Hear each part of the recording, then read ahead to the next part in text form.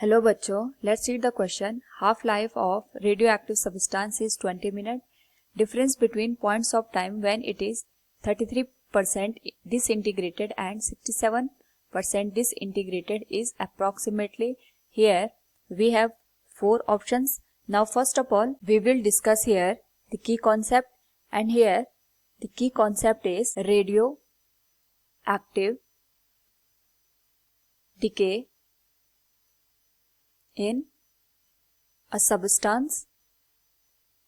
यहाँ पे जब भी हम रेडियो एक्टिविटी की बात करते हैं तो पर्टिकुलर टाइम के बाद एक खुद को डिके करके दूसरे एलिमेंट में कन्वर्ट कर देता है.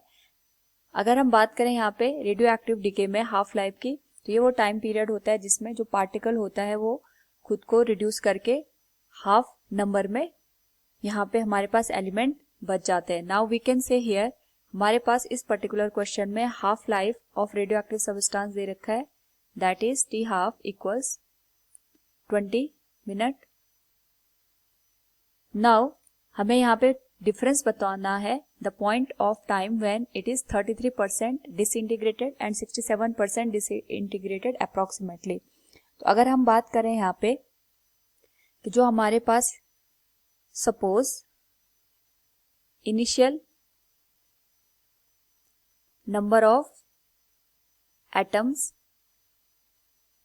आर एन नॉट, और यहाँ पे जब 33% डिसइंटीग्रेटेड हमारे पास एटम हो जाएगा, सो रिमेनिंग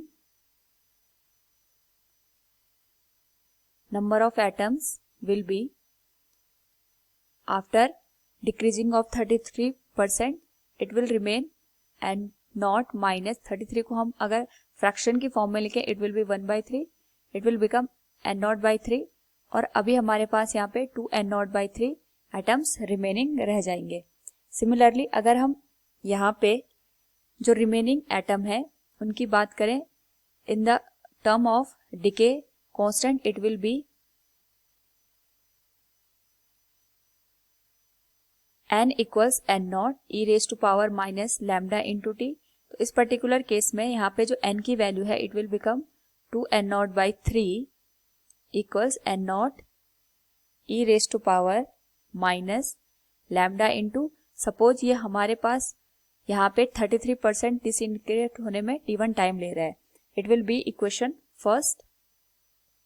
सिमिलरली अगर हम यहाँ पे बात करें remaining number of atom after 67% disintegration, तो हमारे पास हो जाएगा रिमेनिंग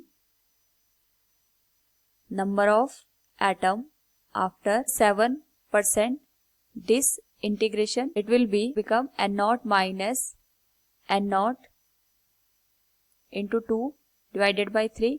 हमारे पास बच जाएगी वैल्यू n0/3, और इसी को अगर हम यहाँ पे रेडियो एक्टिव डिके कांस्टेंट के टर्म में रिप्रेजेंट करें it will become n0/3 equals n0 e raise to power minus lambda into t2.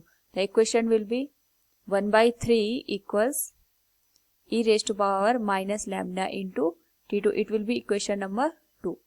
Now अगर हम यहाँ पे बात करें फर्स्ट और सेकेंड इक्वेशन की, we can divide both equation. It will become equation 1 divided by equation 2. Equation 1 की value हमारे पास है 2/3 equals e raise to power minus lambda t1, और इक्वेशन 2 है 1/3 equals e raise to power minus lambda into t2. यहाँ पे इसको solve करने पे रेशियो हो जाएगा 2 equals e raise to power lambda t2 minus t1. Taking log at base e for both side, अगर हम यहाँ पे दोनों का log ले लें it will become ln2 equals ln e की जो वैल्यू है बेस e पे वो 1 हो जाएगा, और it will become lambda t2 minus t1. अगर हम यहाँ पे t2 माइनस t1 को लिखें it will become ln2 divided by lambda, and we know that ln2 divided by lambda, this expression is equal to the half life. So we can say here the difference of time जिस पर जो हमारे पास atom है वो disintegrate होके 33% और 67% disintegrate हो जाता है, it will B approximate half life and half life is given as 20 minutes.